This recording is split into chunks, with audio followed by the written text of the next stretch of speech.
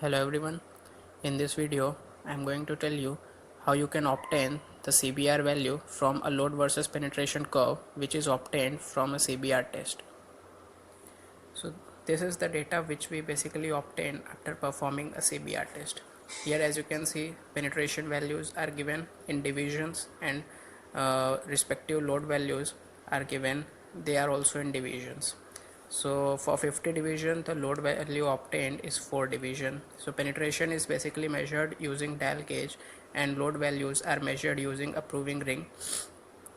So these are in divisions, and for converting penetration into mm we multiply these respective values with the dial gauge constant, which in this case is 0.01, and here the load values are converted into kilonewton by multiplying these values with the proving ring constant, which is 0.06645 kilonewton per division in this case. So now these, first of all we will convert these values, we will convert penetration value in mm and load value in kilonewton by multiplying with their constants, and then we will plot the load versus penetration curve, or in which load will be plotted on y-axis and penetration will be plotted on x-axis, and load will be in kilonewton and penetration will be in mm.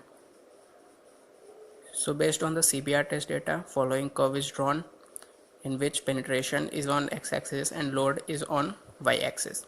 So following curve is obtained. So now as we already know that we have to find CBR value with the at 2.5 mm penetration and 5 mm penetration, and which whatever value is greatest is taken as the CBR value.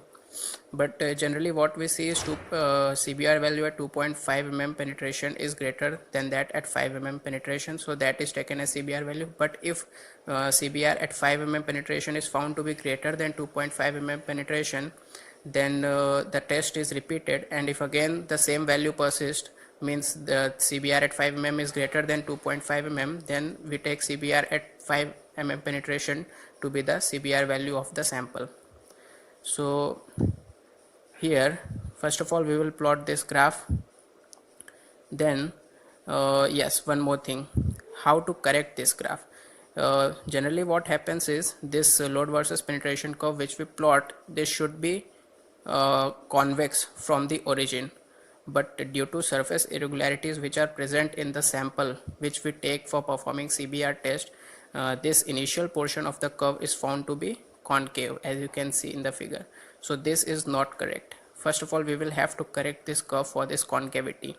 So what we basically do is in this concave portion of the curve we find the point of greatest slope. So as you can see, this is the point of greatest slope.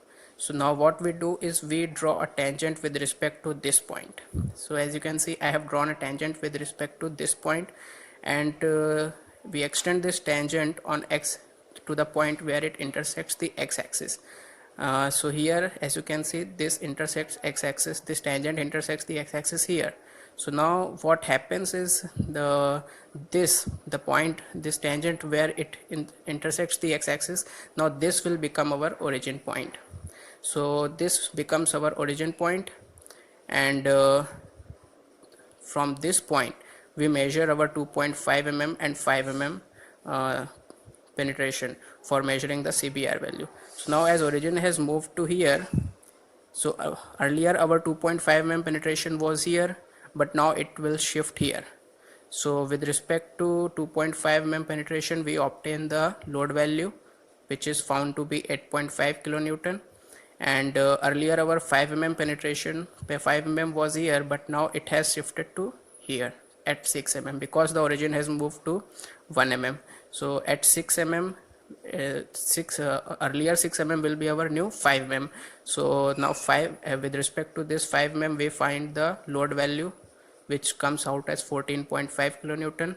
So now as we already know the formula for calculating the CBR, which is CBR is basically the load at 2.5 or 5 mm divided by the standard load of crushed rock.